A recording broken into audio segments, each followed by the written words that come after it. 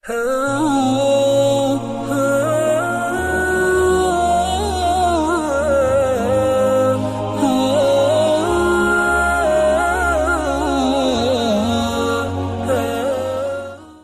Ustaz, dibuka Ustaz ya. Assalamualaikum warahmatullahi wabarakatuh. Assalamualaikum warahmatullahi wabarakatuh. Alhamdulillah ala ihsanih wa syukrullahu ala taufiqihi wa amtinanih wa asyhadu an la ilaha illallah wahdahu la syarika lahu ta'ziman li sya'nih wa asyhadu anna Muhammadan abduhu wa rasuluhu la ilaha illa ridwanih. Allahumma shalli alaihi wa ashabihi wa ikhwani amma ba'd. Baik, alhamdulillah pada kesempatan pagi hari ini kita masih diberikan Allah Subhanahu wa taala yaitu nikmat iman dan nikmat kesehatan. Segala puji bagi Allah atas segala limpahan rahmat dan karunia-Nya. Kemudian selawat serta salam tak lupa kita haturkan kepada junjungan alam kita Muhammad bin Abdullah sallallahu alaihi wasallam beserta para keluarganya, para sahabatnya dan orang-orang yang istiqomah menjalankan sunnah-sunnah beliau sampai yaumil akhir kelak. Dan semoga di sini kita sebagai umat beliau mendapatkan syafaatnya kelak di yaumil akhir, di mana kita berkumpul atas dasar menunaikan suatu kewajiban di atas sunnah-sunnah beliau, yaitu mendengarkan kajian di atas sebagai taman-taman surga ya. Baik Ustadz, untuk mempersingkat waktu, kami memberikan kesempatan dan waktu kepada Ustadz Zainal Arifin untuk memberikan kajian pada pagi hari ini, melanjutkan dari kajian kita, rutin kita, yaitu kumpulan dosa-dosa besar karya Imam Az-Zahabi. Pada waktu dan tempatnya kami persilahkan Ustaz. Bismillahirrahmanirrahim. Assalamualaikum warahmatullahi wabarakatuh. Alhamdulillahi rabbil alamin. Wassalatu wassalamu ala rasulihil amin. Nabiyyina Muhammadin wa ala alihi wa ashabihi wa man tabi'ahum bi ihsanin ila yaumiddin, amma ba'd. Kaum muslimin wal muslimat, saudara-saudari, Bapak Ibu yang saya hormati, alhamdulillah kita senantiasa bersyukur kepada Allah Subhanahu wa taala atas segala limpahan nikmat yang Allah curahkan, berikan kepada kita. Semoga besar ataupun kecil nikmat yang Allah berikan bisa kita sikapi dengan syukur kita kepadanya. Karena bagaimanapun nikmat yang kecil apabila disyukuri maka dia akan menjadi umpan datangnya nikmat yang lebih besar. Sebaliknya nikmat yang besar apabila diingkari, tidak disyukuri, justru dia akan memancing datangnya petaka yang besar. Sebagaimana firman Allah Subhanahu wa taala, la in syakartum la azidannakum.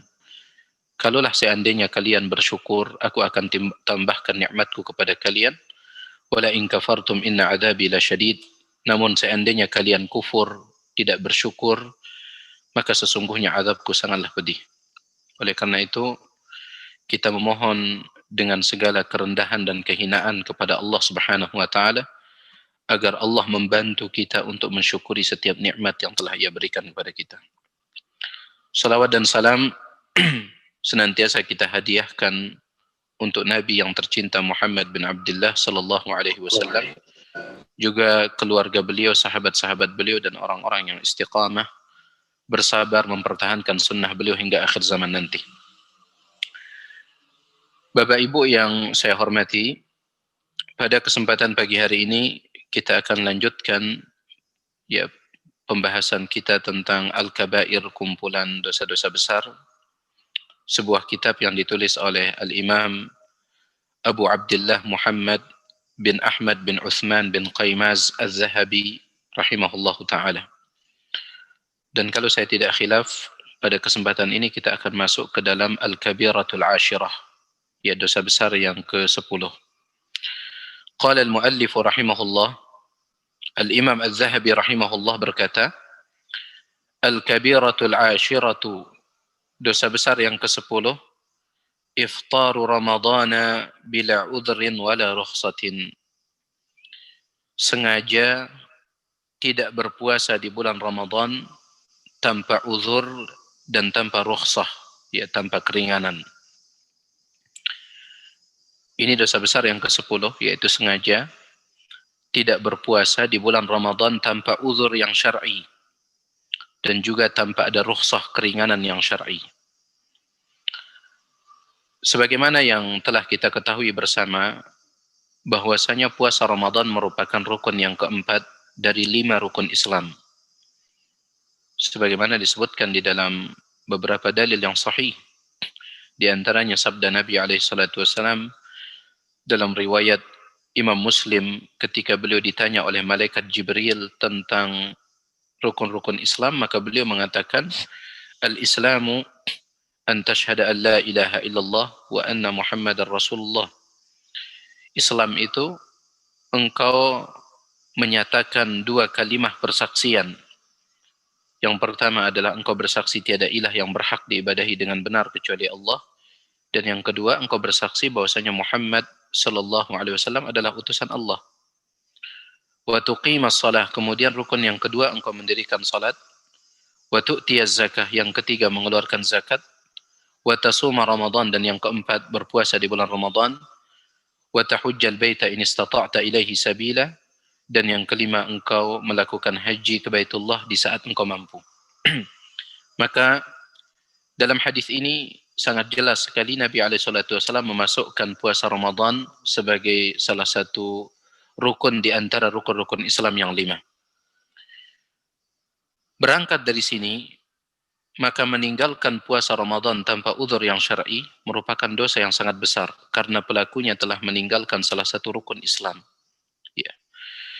Dan telah datang ancaman dari Nabi SAW bagi orang yang sengaja berbuka, ya. Yang dimaksud dengan berbuka adalah tidak berpuasa di bulan Ramadan tanpa uzur yang syar'i. Disebutkan dalam hadis yang dikeluarkan oleh Imam Ibn Hibban dalam kitab sahihnya, Nabi sallallahu alaihi wasallam beliau pernah bermimpi, dan mimpi beliau itu beliau ceritakan kepada para sahabat.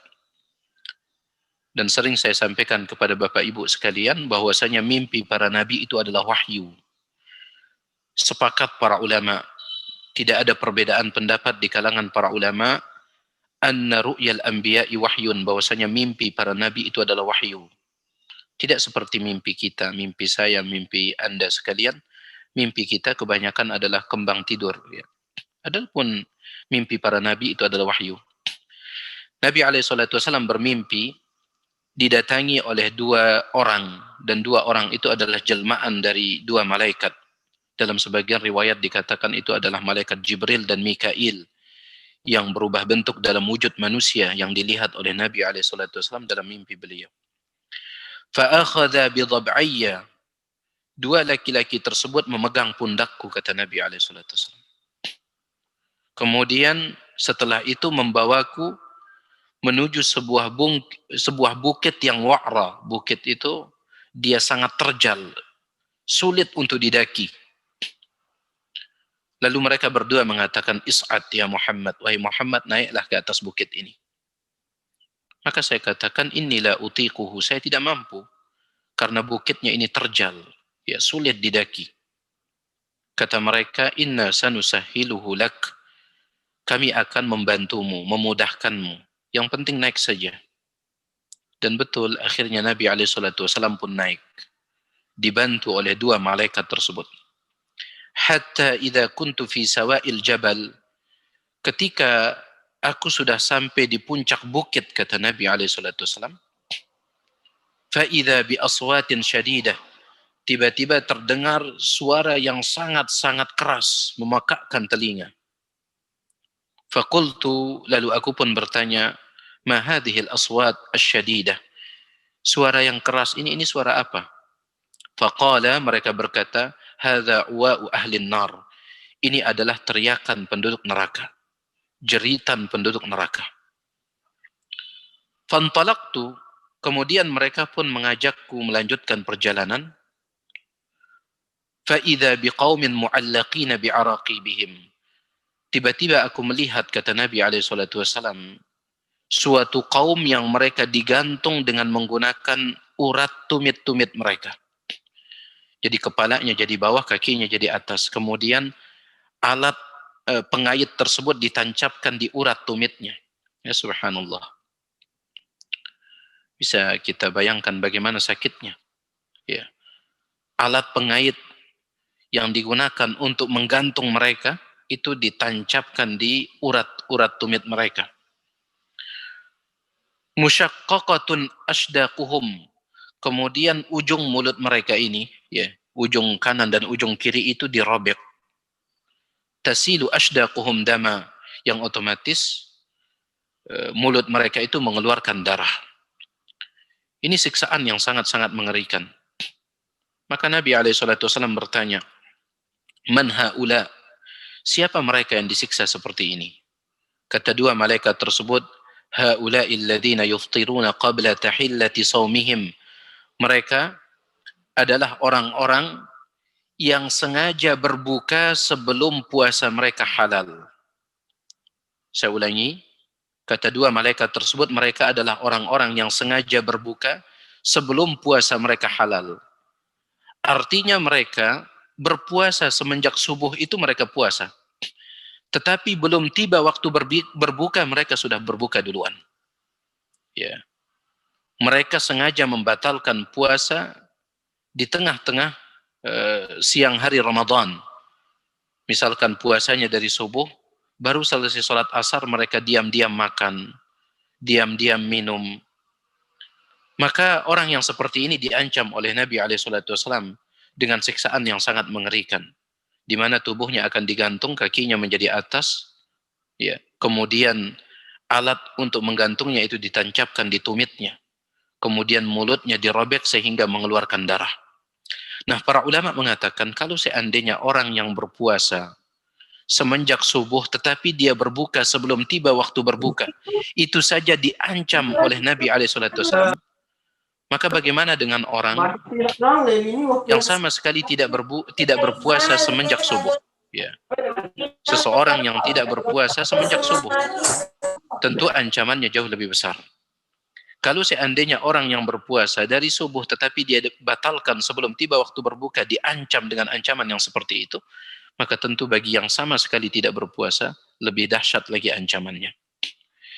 Makanya disebutkan oleh Al-Imam Az-Zahabi rahimahullah di sini, kata beliau, wa 'indal mu'minina muqarrarun, dan telah ditetapkan oleh ulama kaum mukminin, ya, ulamanya orang-orang yang beriman telah menetapkan, anna man taraka shauma ramadhana, bahwasanya barang siapa yang meninggalkan puasa Ramadan bila maradin wala gharad, tanpa sakit, ya, dan tanpa uzur syar'i lainnya, annahu syarrun minaz zani.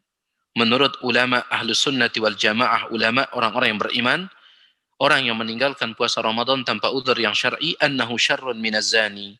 Dia lebih buruk, lebih jelek daripada seorang penzina, wal iyadu billah. Wal makkas, lebih jelek daripada orang yang mengambil harta orang lain. Wa mudminil khamr, lebih jelek daripada pecandu minuman keras. Bal yashukkuna fi islamihi, bahkan para ulama meragukan keislamannya. Wa yazunnuna bihi zandaqata wal inhilal, dan para ulama, ya, beranggapan bahwasanya dia telah keluar dari Islam. Ya, meskipun tentunya pendapat yang terkuat, orang yang meninggalkan puasa Ramadan selama dia meyakini kewajibannya, dia tidak keluar dari Islam. Dia masih seorang muslim, akan tetapi dia telah melakukan tindak dosa yang sangat besar, kejahatan dosa yang sangat besar, yang sampai disebutkan oleh para ulama dosanya itu lebih besar daripada berzina, mengambil harta orang, begitu pula meminum khamr. Ya. Kaum muslimin wal muslimat, Bapak Ibu yang saya hormati, meskipun demikian, barang siapa yang sengaja meninggalkan puasa di bulan Ramadan, apabila dia bertaubat, maka insya Allah taubatnya diterima oleh Allah Subhanahu wa taala selama dia taubat dengan taubat yang nasuha, dan dia tetap berkewajiban untuk mengqadha puasa yang ia tinggalkan. Karena beredar sebuah hadis di tengah-tengah kaum muslimin, Ada sebuah hadis yang berbunyi yang dibawakan oleh Imam Zahabi dalam kitab ini. Bahwasanya dalam hadis tersebut dikatakan man aftara yauman min ramadhana min ghairi udhrin wala rukhsatin. Barang siapa yang sengaja tidak berpuasa satu hari saja di bulan Ramadan tanpa uzur, lam yaqdihi siyamud dahri walau samahu. Maka tidak akan bermanfaat meskipun dia ganti dengan puasa 1 tahun. Siapa yang meninggalkan puasa 1 hari di bulan Ramadan dengan sengaja, tanpa uzur syar'i, maka tidak ada manfaatnya meskipun dia mengqadanya, menggantinya selama 1 tahun. Apa kata Imam Az-Zahabi rahimahullah tentang hadis ini? Hadza lam yathbut. Hadis ini sama sekali tidak sahih. Hadis ini sama sekali tidak sahih. Maka pendapat para ulama, siapa yang meninggalkan puasa Ramadan 1 hari, 2 hari, atau lebih daripada itu, secara sengaja di siang hari bulan Ramadan, tanpa udzur yang syar'i, maka dia wajib bertaubat, kemudian dia wajib mengqadha puasanya tersebut. Baik, kita lanjutkan. Di sini beliau mengatakan bahwasanya yang termasuk dosa besar apabila dia sengaja tidak berpuasa tanpa uzur. Maka pemahaman sebaliknya, kalau ada uzur yang syar'i, maka seseorang dibolehkan untuk tidak berpuasa. Dan sebagai gantinya terkadang dia harus qadha, terkadang dia harus bayar fidyah. Terkadang dia tidak perlu sama sekali mengganti. Ini dijelaskan oleh para ulama. Mana contohnya? Di antara uzur syar'i yang disebutkan oleh para ulama adalah sakit, ya. Begitu pula dengan safar. Dan ini berdasarkan firman Allah Subhanahu wa taala dalam surah Al-Baqarah, "Faman kana minkum maridan aw 'ala safarin fa'iddatun min ayyamin ukhra." Maka barang siapa di antara kalian yang sakit atau sedang melakukan safar, perjalanan jauh, maka dia boleh tidak berpuasa Ramadan, tetapi dia ganti sejumlah bilangan hari yang ia tinggalkan di hari-hari yang lain. Berangkat dari ayat ini, para ulama bersepakat bahwasanya orang yang sakit dibolehkan baginya untuk tidak berpuasa. Namun dijelaskan oleh Syekh Muhammad bin Shalih Al-Utsaimin rahimahullahu taala, sakit itu ada 3 macam. Ya, sakit itu ada 3 macam. Yang pertama ada yang disebut dengan maradun yasir, sakit yang sangat-sangat ringan, yang tidak akan memberikan pengaruh kepada orang tersebut kalaupun dia berpuasa. Maka dalam kasus seperti ini, dia wajib tetap untuk berpuasa. Kalau sakitnya itu ringan. Ya misalkan ada bisul yang tumbuh di ibu jarinya. Apa pengaruhnya kalau dia puasa? Sama sekali tidak ada pengaruhnya. Ya. Atau kalau misalkan dia sakit gigi, ya, dia sakit gigi, insya Allah dia masih bisa untuk berpuasa. Apalagi kalau orang sakit gigi, justru kalau dipaksa makan, sakit giginya semakin. Ya. Nah, sakit yang seperti ini, dia wajib dan tetap untuk berpuasa. Yang kedua, ada yang disebut dengan maradun mutawassit atau mu'tadil, yaitu sakit yang sedang. Ya, artinya sedikit tidak mempengaruhi kondisinya kalau dia memaksakan diri berpuasa. Misalkan demam, ya. Kalau dia paksakan dirinya berpuasa, maka itu akan mempengaruhinya. Maka dalam kasus seperti ini, boleh baginya untuk tidak berpuasa. Kemudian yang ketiga, ada yang disebut dengan penyakit yang maradun syadid, penyakit yang sangat parah, ya, yang kronis, penyakit yang keras. Maka dalam kasus seperti ini justru haram baginya untuk berpuasa. Ada orang menurut dokter yang terpercaya, ya, dan Bapak Ibu ya lebih paham dalam masalah ini. Menurut dokter yang terpercaya mengatakan, kalau seandainya Bapak tetap memaksakan diri berpuasa, kami tidak bisa menjaminkan keselamatan Bapak. Ya, kami tidak bisa menjaminkan keselamatan Bapak. Maka orang yang seperti ini kondisi sakitnya haram dia berpuasa. Karena Allah Subhanahu wa taala berfirman, "Wala tulqu biaidikum ila tahlukah." Jangan kalian lemparkan diri kalian ke dalam kebinasaan. Ya, Allah Subhanahu wa taala meskipun mewajibkan puasa, akan tetapi Allah mewajibkannya bukan untuk mempersulit manusia. Sehingga ketika para hamba sedang mengalami kesulitan, dibolehkan baginya untuk tidak berpuasa, meskipun nanti dia ganti ketika kesulitan itu sudah hilang. Ya, seperti saat dia sedang sakit, maka boleh dia tidak berpuasa, tetapi nanti dia ganti ketika dia telah sembuh. Nah, ini termasuk uzur. Begitu pula termasuk uzur yang syar'i adalah seseorang yang melakukan safar, ya, perjalanan jauh. Dan para ulama berbeda pendapat kapankah seseorang itu dikatakan musafir. Ya. Sebagian ulama memberikan batasan dengan jarak tertentu. Ya, mereka mengatakan apabila seseorang sudah menempuh perjalanan sejauh 80 km maka dia telah disebut sebagai musafir. Boleh baginya untuk mengqashar salat dan boleh baginya untuk tidak berpuasa. Apabila dia sudah menempuh jarak 80 km. Ini pendapat jumhur mayoritas ulama. Ya, pendapat mayoritas ulama. Namun sebagian ulama mengatakan tidak ada jarak tertentu yang menjadi patokan seseorang itu dikatakan musafir. Namun kembali kepada uruf, kembali kepada pandangan masyarakat yang berlaku. Apabila masyarakat memandang seseorang apabila menempuh sebuah perjalanan dengan jarak sekian dipandang oleh masyarakat sebagai musafir, maka dia telah dikatakan musafir. Ya, meskipun jarak tersebut kurang dari 80 km. Yang penting masyarakat bersepakat memandang itu sebagai safar, maka itu adalah safar. Tetapi kalau seandainya masyarakat tidak memandang sebuah perjalanan itu sebagai safar, meskipun lebih daripada 80 km, maka itu tidak dikatakan sebagai safar. Kesimpulannya, pendapat sebagian ulama mengatakan safar itu merujuk kepada pandangan masyarakat. Ya wallahu ta'ala a'la wa alam, pendapat yang terkuat dalam masalah ini adalah pendapat yang kedua. Tidak ada jarak tertentu yang menentukan seseorang itu dikatakan sebagai musafir. Kecuali apabila masyarakat berbeda pendapat tentang jarak tersebut.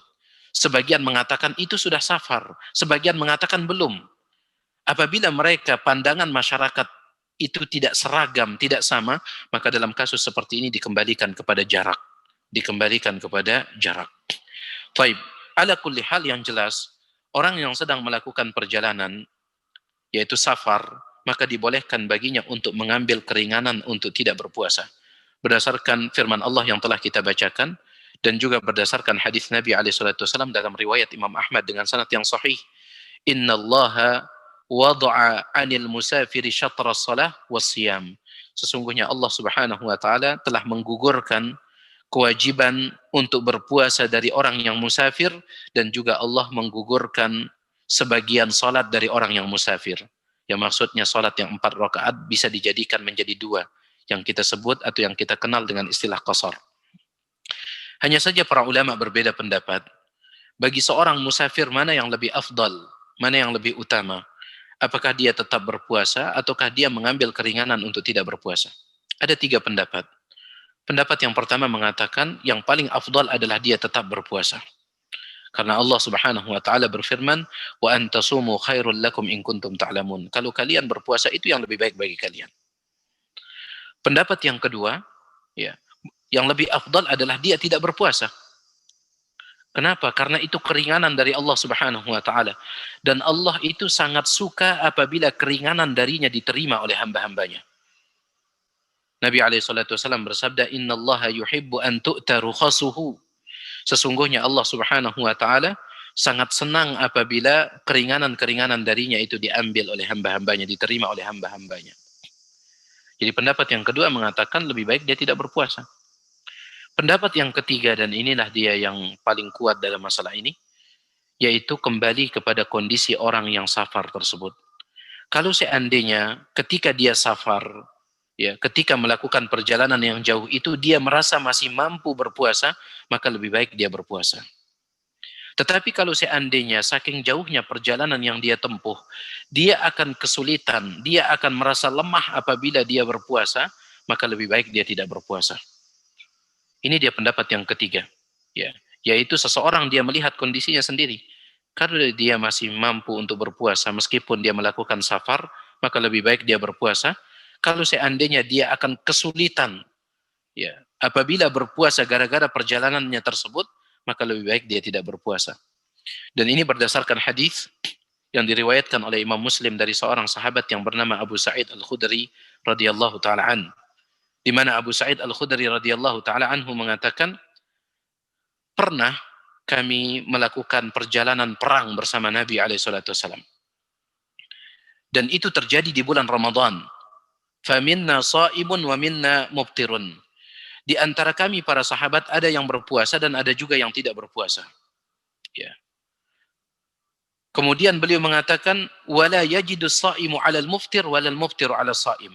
Yang berpuasa di antara kami tidak mencela yang tidak berpuasa, begitu pula sebaliknya yang tidak berpuasa tidak mencela yang berpuasa. Kenapa? Karena para sahabat mereka memiliki prinsip faman wajada fi nafsihi quwwatan fasama fadzalika khair. Fadzalika hasan. Siapa yang memandang dirinya masih memiliki kekuatan meskipun melakukan perjalanan jauh, dia memandang dirinya masih memiliki kekuatan untuk berpuasa, lalu dia berpuasa, maka itu yang terbaik. Wa man wajada anna fi nafsihi dha'fan fa'aftara fadzalika hasan. Dan barang siapa yang memandang dirinya tidak akan mampu berpuasa gara-gara perjalanannya, lalu dia tidak berpuasa, maka itu juga baik baginya. Nah, ini dia di antara uzur yang syar'i yang membolehkan seseorang untuk tidak berpuasa Ramadan. Ya. Kemudian juga di antara uzur yang syar'i adalah seseorang itu dia mengalami lemah, ya, seperti wanita yang hamil atau wanita yang menyusui. Ini juga dibolehkan baginya untuk tidak berpuasa. Ya, meskipun para ulama berbeda pendapat apa yang akan menjadi konsekuensi kalau dia tidak berpuasa. Apakah dia mengqadha'nya ataukah membayar fidyah ataukah dia gabungkan antara qadha dan bayar fidyah. Para ulama beda pendapat. Namun yang jelas wanita hamil dan wanita yang menyusui apabila dia khawatir jika berpuasa akan mempengaruhi kesehatan janin yang ada di dalam rahimnya, atau kalau dia wanita menyusui dia khawatir ya air susunya akan berkurang dan itu mempengaruhi kesehatan balitanya, maka boleh baginya untuk tidak berpuasa. Ya, hanya saja sekali lagi para ulama beda pendapat apa yang akan dia lakukan kalau tidak berpuasa. Sebagian ulama mengatakan dia mengqadha saja. Ya. Sebagian ulama mengatakan membayar fidyah. Sebagian ulama mengatakan qadha dan bayar fidyah. Ya, digabungkan. Pendapat yang keempat mengatakan untuk wanita hamil dia cukup qadha, sedangkan wanita menyusui dia qadha sekaligus bayar fidyah. Dan pendapat yang kelima tidak perlu qadha, tidak perlu bayar fidyah, gratis. Ya. Ini pendapat yang kelima yang disebutkan oleh Imam Ibnu Hazm Al-Andalusi. Tapi tentunya para muslimah tidak boleh mengambil pendapat sesuai dengan hawa nafsunya. Kayaknya ini yang bagus, yang gratis ini kayaknya. Ya. Jadi gara-gara hamil atau gara-gara menyusui kemudian mengambil pendapat yang gratisan, ya. Enggak boleh.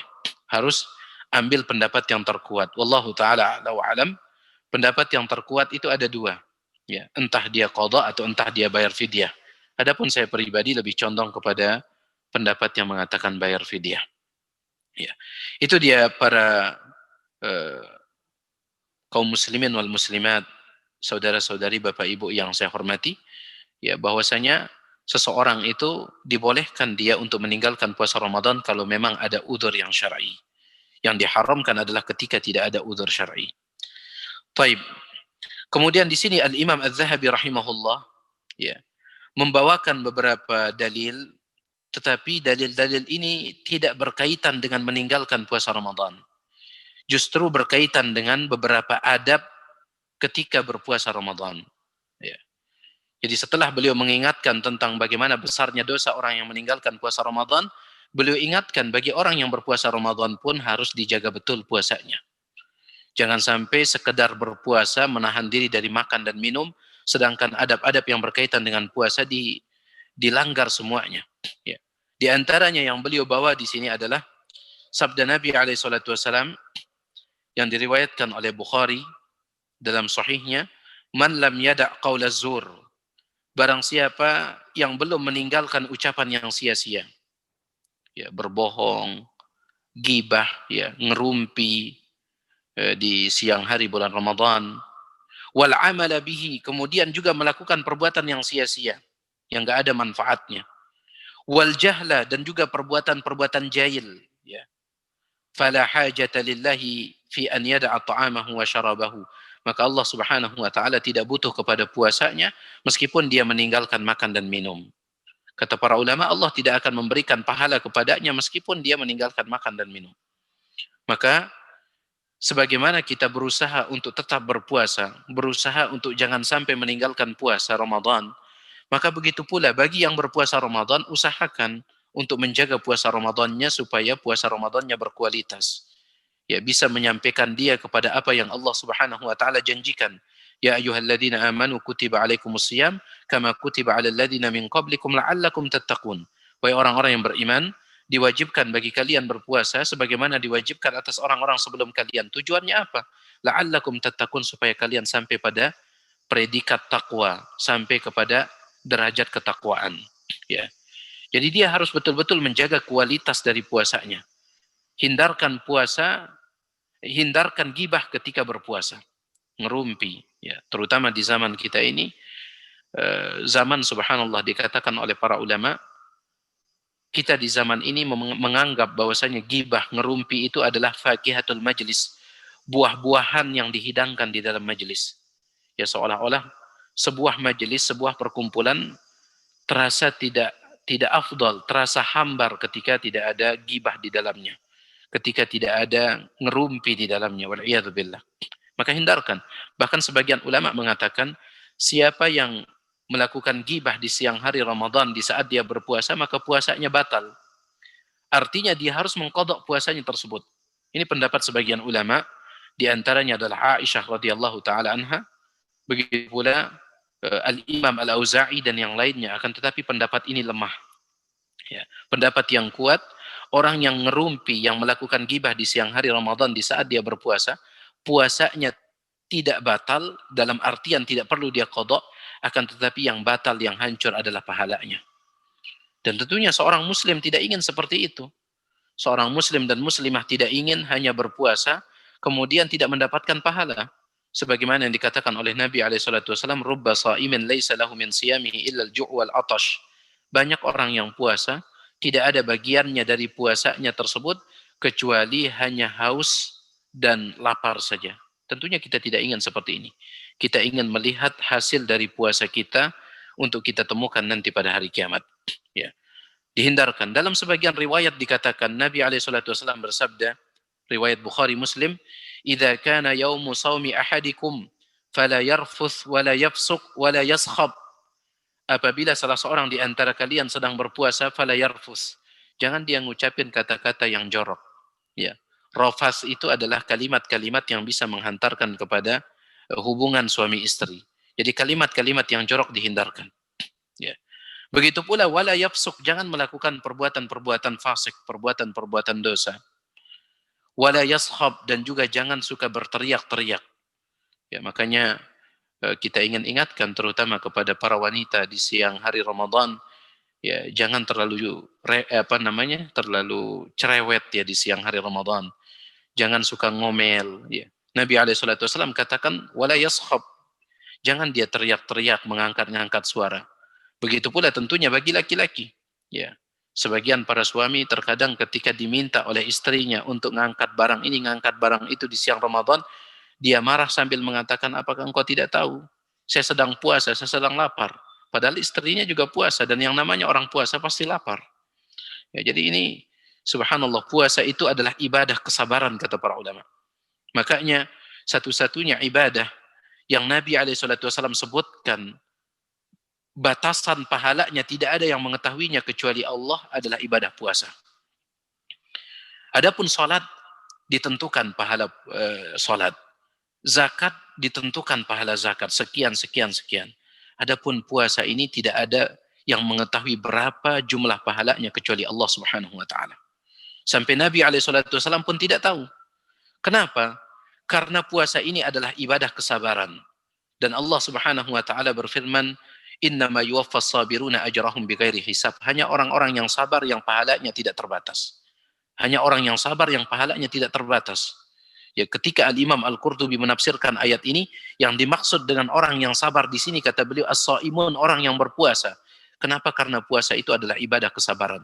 Bayangkan saja, sabar dengan 3 jenisnya terkumpul pada ibadah puasa. Sabar di dalam menjalankan perintah Allah. Kurang-kurang sabarnya kita tidak mau menjalankan perintah Allah, menahan diri dari makan dan minum semenjak subuh sampai tenggelam matahari. Kurang-kurang sabarnya kita. Yang kedua, sabar meninggalkan maksiat. Apa yang halal di luar bulan Ramadan menjadi haram di siang hari bulan Ramadan. Ya, seperti makan menjadi haram, minum menjadi haram. Dan kalau kurang sabar kita tidak mau meninggalkannya. Kemudian yang ketiga, sabar di dalam menghadapi ujian yang Allah Subhanahu wa taala timpakan.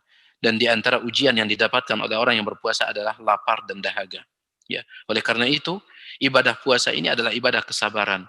Sehingga sangat ironi, sangat lucu sekali seseorang ketika bulan Ramadan justru menjadikannya sebagai orang yang emosian, ya, sedikit-sedikit marah, sedikit-sedikit marah.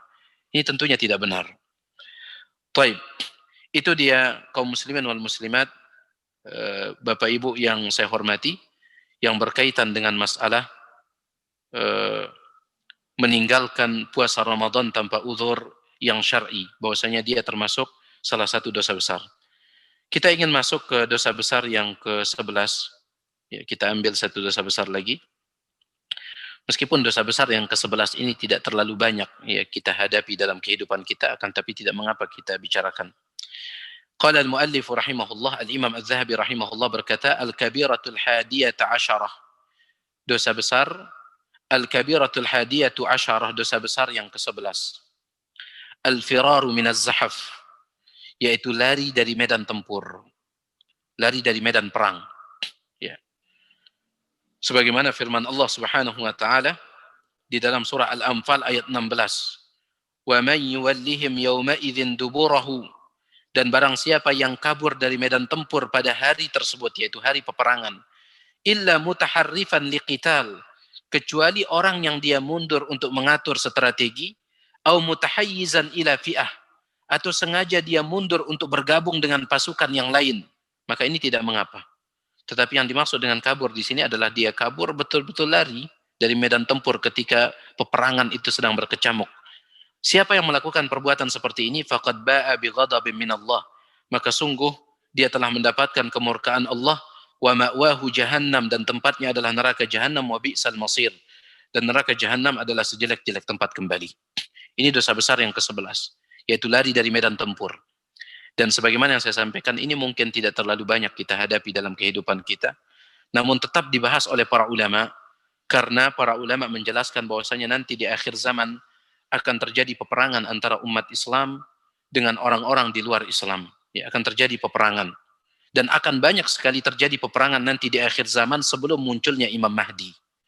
Ya, Imam Mahdi dimunculkan oleh Allah di zaman banyaknya terjadi peperangan. Kemudian keluarlah Imam Mahdi, maka dengan izin Allah Subhanahu wa taala, bumi ini, alam semesta ini pun menjadi aman sentosa.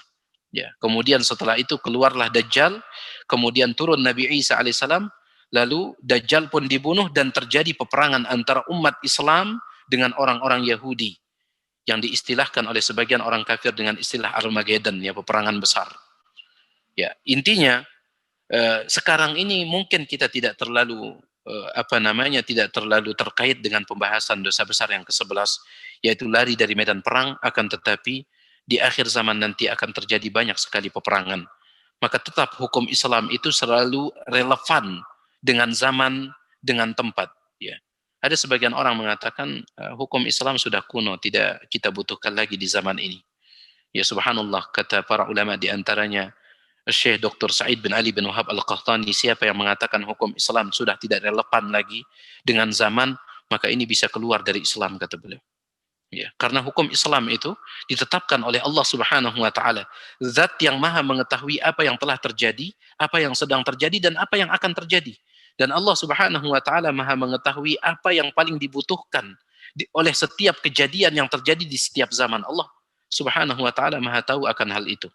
Ya, oleh karena itu hukum Islam tetap relevan. Ikhwani azani Allah wa iyyakum, Bapak Ibu yang saya hormati. Jangan sampai mengatakan ini pembahasannya sudah kuno, nggak perlu lagi dibicarakan, ya, sudah tidak relevan dengan zaman. Ini bisa membatalkan keislaman orang, ucapan yang seperti ini. Taib. Ini terjadi apabila peperangan itu antara umat Islam, ya, dengan orang-orang kafir. Ya. Antara umat Islam dengan orang-orang kafir terjadi peperangan, maka seseorang tidak boleh mundur dari medan tempur apabila peperangan sudah berkecamuk. Bukan justru berperang dengan sesama kaum muslimin, bukan. Ini peperangan antara orang kafir. Ya. Adapun berperang dengan sama kaum muslimin, maka sebisa mungkin untuk dihindarkan.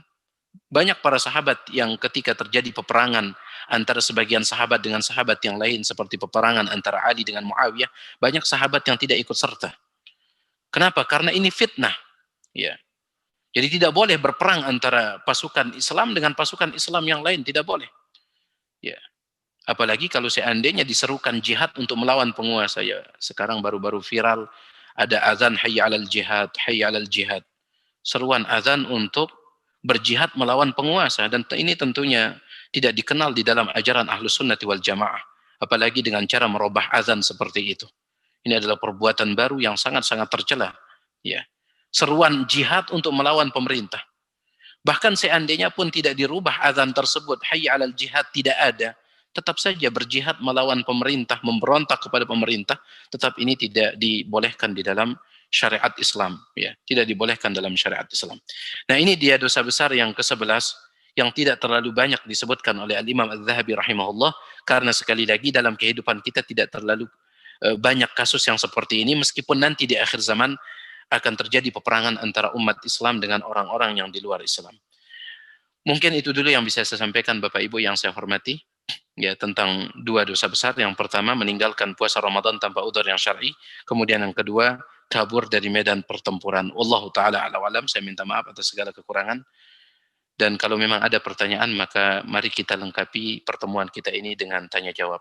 Wallahu taala a'lam wa alam. Baik, Ustaz, jazakallahu khair atas penyampaian materi, yaitu terkait dengan dosa besar ke-10, yaitu sengaja tidak berpuasa di bulan Ramadan tanpa uzur syar'i, dan dosa besar ke-11 tadi dari medan perang. Mungkin bagi teman-teman yang ada yang ingin bertanya, silahkan bisa menulis di kolom komentar. Baik, Ustaz, mungkin saya bertanya, Ustaz, terkait dengan masalah puasa, Ustaz. Kebanyakan kita kaum muslimin ini dalam menjalankan puasa, Ustaz, itu masih terkait dengan imsak, Ustaz. Kadang orang kalau imsak itu sudah menandakan itu berakhirnya untuk makan. Bagaimana ya? Apakah batasan waktu untuk imsak, Ustaz? Yang kedua terkait dengan doa untuk berbuka puasa yang sahih, Ustaz. Ini masih banyak perdebatan di kita, Ustaz, di masyarakat awam, Ustaz. Mungkin itu bisa jelaskan. Baik, Assalamualaikum warahmatullahi wabarakatuh. Assalamualaikum warahmatullahi wabarakatuh. Yang pertama terkait dengan masalah waktu imsak yang biasa diumumkan dari beberapa corong-corong masjid, ya, pengeras suara yang ada di masjid, untuk membatasi orang supaya berhenti makan sahur padahal waktu subuh belum tiba, sekitar 15 menit atau 10 menit sebelum waktu subuh sudah diumumkan telah masuk waktu imsak, sehingga orang diharuskan untuk berhenti makan sahur. Apakah perbuatan seperti ini ada contohnya? Maka jawabannya adalah tidak ada. Ya. Kita memiliki waktu imsak. Umat Islam itu memiliki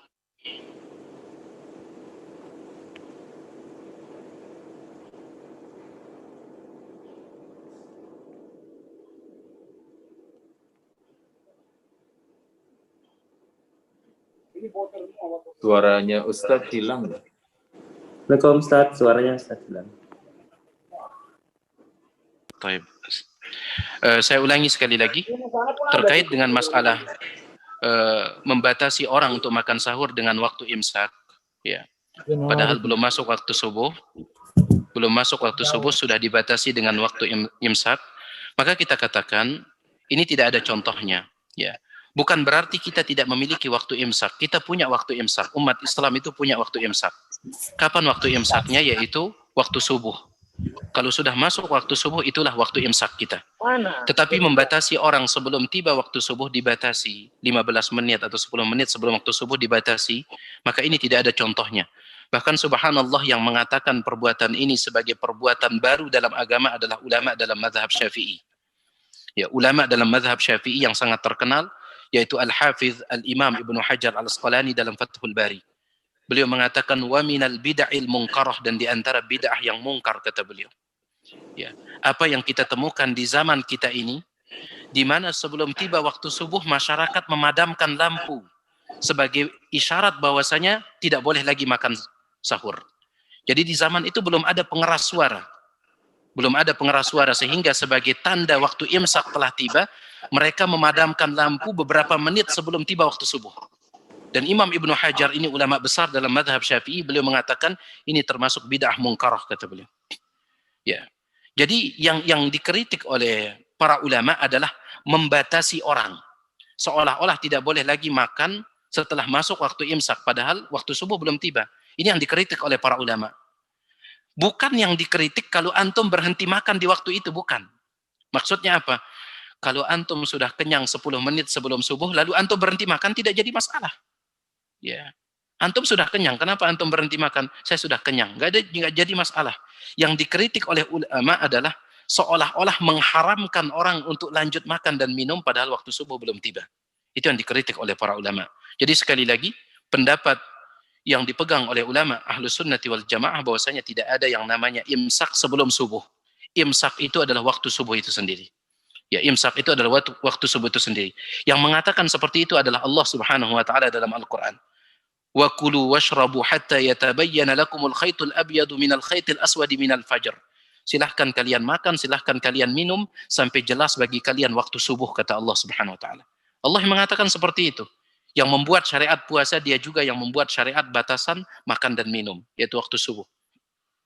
Ya, dan bahkan Nabi SAW ya juga menyebutkan seperti itu. Ya. Di dalam banyak hadis bahwasanya batasan dari makan dan minum itu adalah waktu subuh. Jadi tidak ada yang namanya imsak dalam artian beberapa menit sebelum subuh membatasi orang untuk lanjut makan sahur. Sehingga kalau seandainya sudah diumumkan imsak 15 menit sebelum subuh, silahkan masih boleh makan, masih boleh minum. Ya, batas akhirnya itu adalah waktu subuh.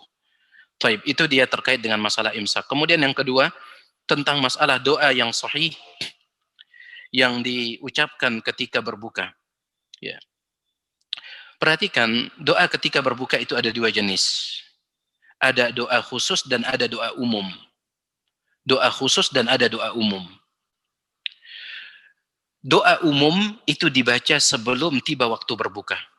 Ya, makanya kalau bapak-bapak, ibu-ibu yang sudah pergi ke Arab Saudi, ya, antum lihat ketika puasa Senin Kamis misalkan, di Masjid Nabawi itu, sekitar 20 menit sebelum berbuka itu orang sudah mengangkat tangan berdoa di Masjid Nabawi itu. Ya, di hadapannya ada makanan untuk digunakan berbuka sambil menunggu waktu berbuka berdoa. Kenapa? Karena di antara waktu yang sangat mustajab untuk berdoa adalah menjelang berbuka. Waktu yang mustajab. Ini waktu mustajab berdoa secara umum, apapun yang antum ingin minta.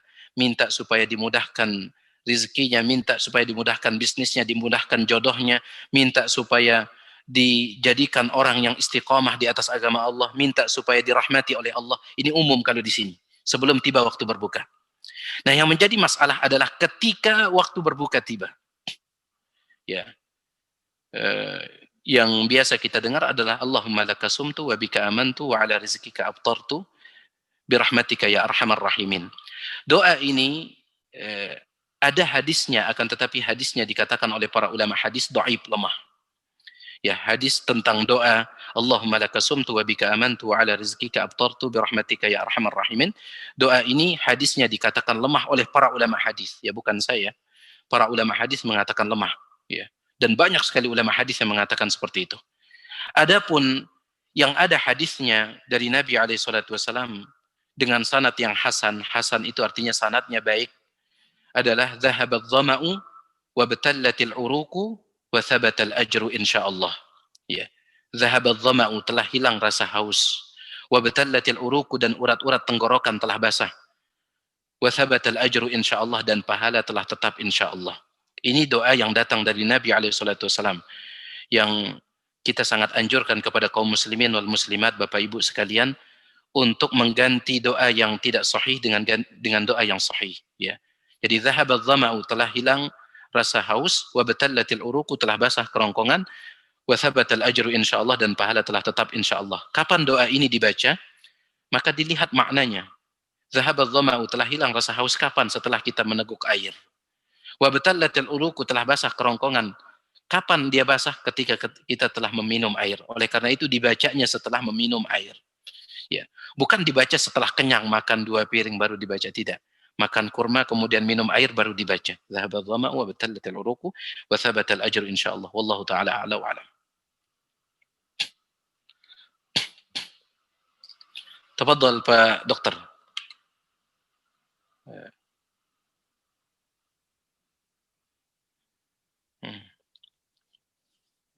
Pak Dokter yang hilang ini.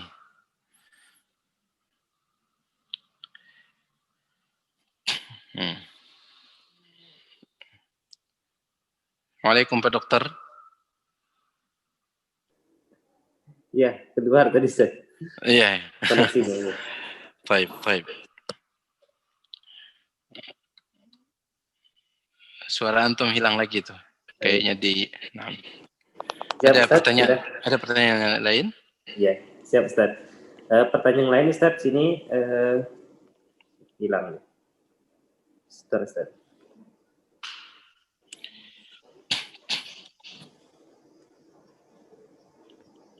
Karena keluar tadi hilang. Hilang pertanyaannya. Iya, di kolom chat komentar. Baik. Tadi ada pertanyaan sih satu yang sempat yang baca Ustaz terkait dengan wanita hamil, apakah bisa membayar untuk menggantinya, apakah dengan membayar fidyah ataupun dengan mengganti dengan puasa, muqadda puasanya Ustaz untuk ibu hamil Ustaz. Ya, telah kita sampaikan tadi terkait dengan ibu hamil, ya dibolehkan baginya untuk tidak berpuasa, ya, karena tentunya bapak-bapak dokter dan ibu-ibu dokter sekalian lebih paham bahwasanya bagaimanapun janin yang ada di dalam rahim itu akan terpengaruhi ketika ibu yang hamil itu sedang berpuasa. Oleh karena itu syariat Islam memberikan keringanan untuk tidak berpuasa. Dan ini sepakat ulama, tidak ada perbedaan pendapat. Sepakat ulama mengatakan al-hubla, wanita hamil boleh tidak berpuasa. Sepakat.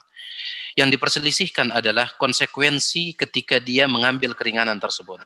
Apakah nanti sebagai gantinya dia qadha, ya, ataukah bayar fidyah, ataukah bagaimana? Sudah kita sebutkan ada 5 pendapat. Pendapat yang pertama mengatakan dia qadha saja, tidak perlu bayar fidyah, qadha saja. Pendapat yang kedua sebaliknya, bayar fidyah saja, tidak perlu qadha, bayar fidyah saja. Pendapat yang ketiga menggabungkan antara dua pendapat ini, qadha sekaligus bayar fidyah.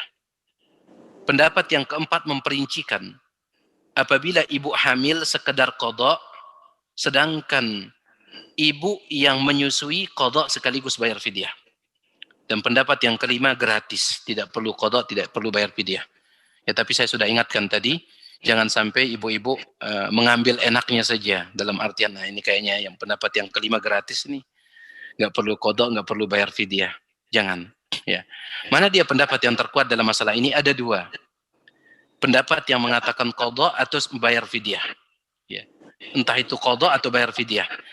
Kenapa saya mengatakan 2 ini yang kuat?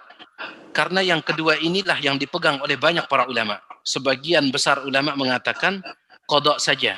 Sebagian besar ulama yang lain mengatakan fidyah saja. Ya, dan ini kedua pendapat yang kuat. Tetapi karena kebetulan antum bertanya kepada saya, maka saya pribadi lebih condong kepada pendapat yang mengatakan yang paling kuat adalah membayar fidyah saja tanpa qadha. Karena itu yang diamalkan oleh para sahabat, di antaranya Abdullah bin Abbas dan Abdullah bin Umar. Ya, Abdullah bin Abbas dia mengatakan bahwasanya wanita hamil dan wanita menyusui tuftiran, boleh tidak berpuasa. Wa tut'iman, tetapi sebagai bayarnya adalah dia membayar fidyah. Ya, wala taqdiyan, dan tidak perlu dia qadha.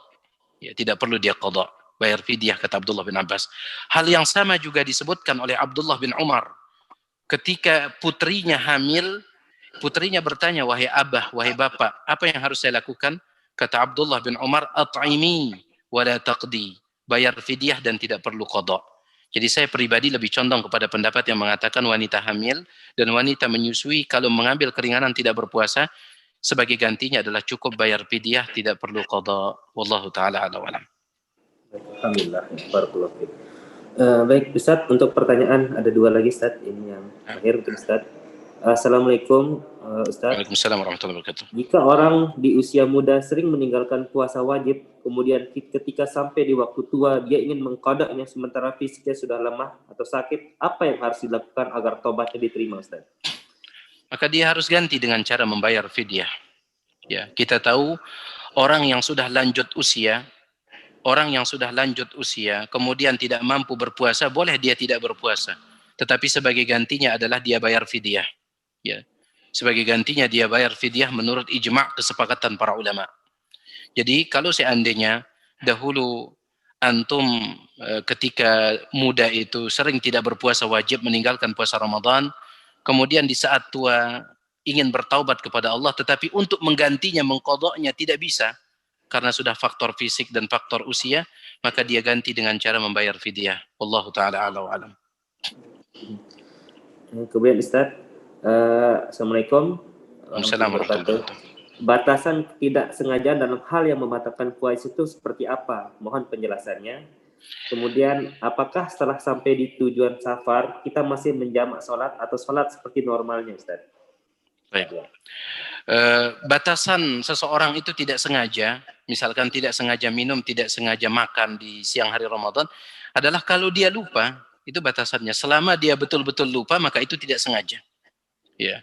Meskipun lupanya berkali-kali, kata ulama. Ya. Pernah ada seseorang datang kepada Abu Hurairah, sahabat Nabi SAW.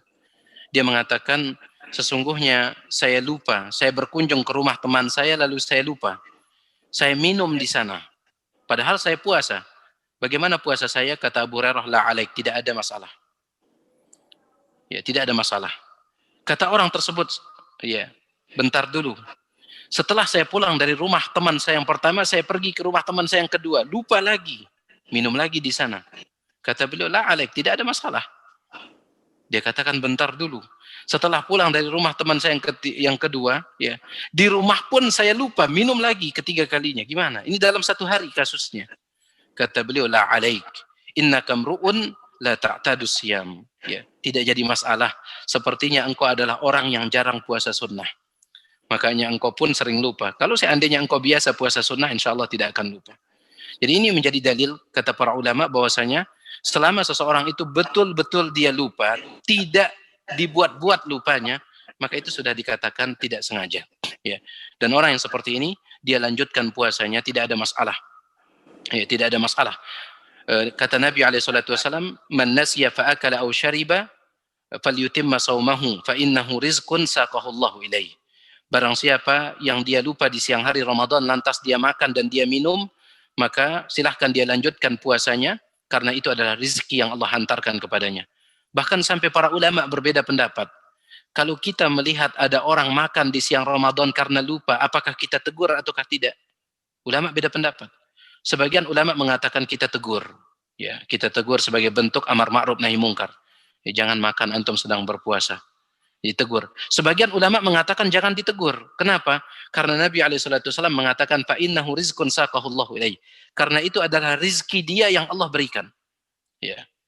Itu adalah rizki dia yang Allah berikan. Ya, oleh karena itu sebagian ustadz kita seperti Ustadz Dr. Firanda hafizahullah, beliau mengatakan kalau antum melihat orang sedang makan karena lupa di siang hari Ramadan, apakah antum tegur ataukah tidak? Kata beliau, kalau saya yang lupa tolong jangan ditegur. Karena itu rezeki saya, kata beliau. Tolong jangan ditegur. Tapi kalau orang lain terserah antum mau tegur ataukah tidak. Ya, subhanallah. Ya. Jadi terkadang lupa itu adalah nikmat. Terkadang lupa itu adalah nikmat. Wallahu ta'ala a'la wa alam. Kemudian terkait dengan masalah, kalau kita sudah sampai di tempat tujuan, apakah kita jamak sholat kita ataukah bagaimana? Kalau dikatakan jamak, ya maka kita katakan yang paling baik adalah dia tidak menjamak. Ya. Seorang musafir yang paling baik itu dia tidak menjamak kalau dia sudah sampai di tujuan. Ya, itu yang difatwakan oleh para ulama. Adapun masalah dia mengqashar salat, silahkan. Kalau misalkan antum sampai di tujuan kemudian salatnya di hotel, antum mau jadikan zuhur itu 2 rakaat, silahkan. Tetapi lebih baik di waktu zuhur cukup antum kerjakan zuhur saja, adapun asar nanti di waktu asar. Ya. Adapun orang yang dibolehkan untuk mengqashar dan menjamak adalah orang yang masih di tengah perjalanan, belum sampai. Kalau antum masih di tengah perjalanan, ya, kemudian di tengah perjalanan masuk waktu sholat zuhur, antum singgah di sebuah masjid, maka lebih baik dalam kasus ini diqashar dan dijamak. Ya. Tetapi kalau sudah sampai di tempat tujuan, lebih baik tidak usah dijamak. Sebagaimana fatwa yang disampaikan oleh Syekh Muhammad bin Shalih Al-Utsaimin, kemudian juga Syekh Abdul Aziz bin Baz, dan ulama-ulama yang lain. Kenapa? Karena Allah Subhanahu wa taala berfirman, Inna salata kanat 'alal mu'minina kitaban mawquta, dalam surah An-Nisa. Sesungguhnya salat itu telah memiliki waktu-waktu yang telah ditentukan. Kata Syekh Abdul Aziz bin Baz, rukun salat atau syarat sah salat yang paling besar adalah waktu. Oleh karena itu paling baik kalau antum sudah sampai di tujuan tidak usah dijamak, ya. Lakukan salat di setiap waktunya, itu yang paling baik. Meskipun kalau seandainya antum jamak tidak menjadi masalah, namun yang paling baik adalah tidak dijamak. Wallahu taala a'lam wa alam. Baik, Ustaz, mungkin itu saja pertanyaan yang ada untuk kajian pagi hari ini. Ya, alhamdulillah bi nikmati tatimmu sholihat, segala puji bagi Allah yang menjadikan amal soleh menjadi sempurna. Dan alhamdulillah di sini sejawat Sivitas Sos kita dia Rumah Sakit Islam Namira memberikan jazakallah khairan katsiran kepada Ustaz Zainal Arifin LC Hafizahullah Ta'ala. Wa iyyakum. Marilah kita tutup kajian pagi hari ini. Semoga dengan kita mengikuti kajian pagi hari ini, ya Allah memberkahi kita semua di sini dalam menjalankan aktivitas kita, khusus di Rumah Sakit Islam Namira. Dan semua kita dikumpulkan oleh Allah Subhanahu Wa Taala di surganya Allah, ya, bagaimana kita dikumpulkan di taman-taman surga, ya, dalam mengikuti kajian majelis ini. Baik, kita tutup acara kajian pagi hari ini dengan sama-sama mengucap hamdalah dan doa fatul majelis. Alhamdulillahirabbil alamin. Bismillahirrahmanirrahim. Subhanakallahumma bihamdika asyhadu an la ilaha illa anta astaghfiruka wa atubu ilaik. Baik, Ustaz, jazakallahu khair. Terima kasih, Ustaz. Assalamualaikum warahmatullahi wabarakatuh. Assalamualaikum warahmatullahi wabarakatuh.